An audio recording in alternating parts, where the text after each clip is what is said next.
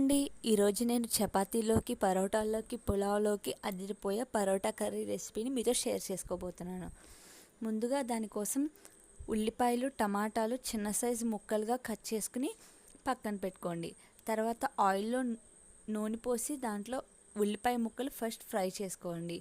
అలా కలిపి కాసేపు మూత పెట్టి ఉల్లిపాయలు మగ్గనివ్వండి. తర్వాత కాసేపటికి మూత తీసి ఉల్లిపాయలు మళ్ళీ ఒకసారి కలుపుకుని దాంట్లో టమాటా ముక్కలు కూడా వేసుకుని అవి కూడా బాగా కలిపి మిక్స్ చేసి మళ్ళీ మూత పెట్టుకోండి.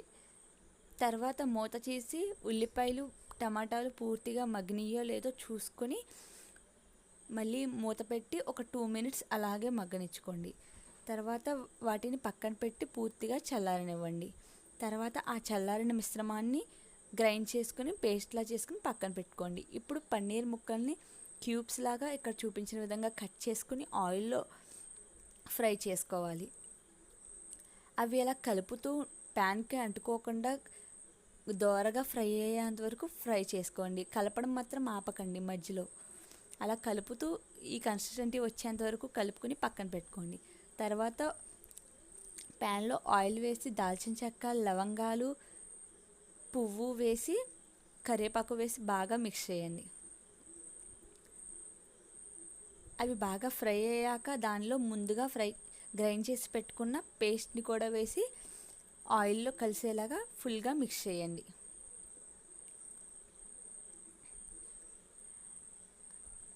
అది అలా మిక్స్ చేస్తూ ఉండండి 2 మినిట్స్ ప్యాన్కి అంటుకోకుండా.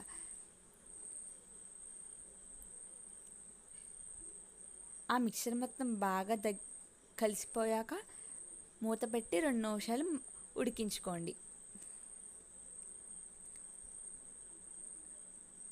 2 నిమిషాల తర్వాత మూత తీసి చూస్తే ఆయిల్ అంతా పైకి వదులుతూ ఉంటుంది. ఆ టైంలో ఒకసారి మళ్ళీ కలుపుకొని 2-3 సార్లు కలిపి కింద అంటుకోకుండా కలిపి దానిలో కారం, తగినంత కారం, పసుపు, ఉప్పు వేసి బాగా మిక్స్ చేసుకోవాలి. బాగా కలుపుకుని మూత పెట్టుకుని కాసేపు మగ్గనివ్వండి. తర్వాత మూత తీసి మళ్ళీ ఒక 2 నిమిషాలు ఆ కర్రీని బాగా కలిపి మూత పెట్టండి. ఒక 2 మినిట్స్ తర్వాత మూత తీసి చూస్తే కర్రీ ఆల్మోస్ట్ రెడీ అయిపోయినట్టే. ఇంకొక 2 మినిట్స్ కలుపుకొని ఆ కర్రీని ఒక బౌల్లోకి ట్రాన్స్ఫర్ చేసుకుని గార్నిష్ చేసుకోవడమే. అంతేనండి, రుచికరమైన పన్నీర్ కర్రీ రెడీ. ఇది పరోటాలోకి కానీ, చపాతీ కానీ, పులావ్లోకి కానీ సూపర్గా ఉంటుందండి. ట్రై చేసి కామెంట్ చేయండి మీకు ఎలా వచ్చిందో. Thank you.